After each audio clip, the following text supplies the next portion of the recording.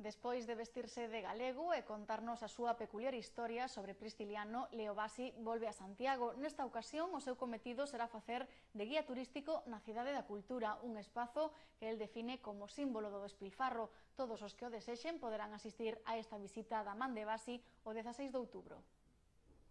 A última vez que vimos a Leo Basi en Santiago foi así.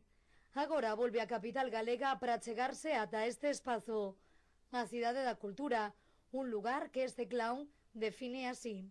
En un agujero monstruoso, la ciudad da cultura, que para mí en este grande combate de Europa es sobre las raíces de lo que es una Europa y qué podemos hacer para hacer una Europa más justa, esto es simbólico, monumental, claro.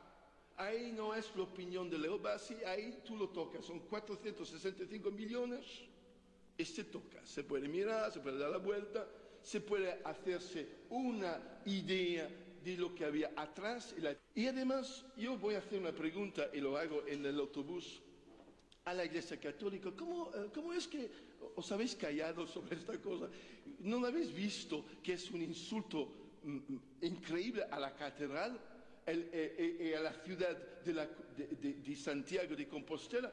¿Por qué hacer una ciudad de la cultura a 4 kilómetros de una ciudad que desde siglos es una ciudad de la cultura? Leo Basi realizará unha visita guiada ao Monte do Gaiás o vindeiro martes 16 de outubro. Os autobuses sairán do Museo do Pobo Galego o primeiro ás 11 da mañá e o segundo ás 4 da tarde.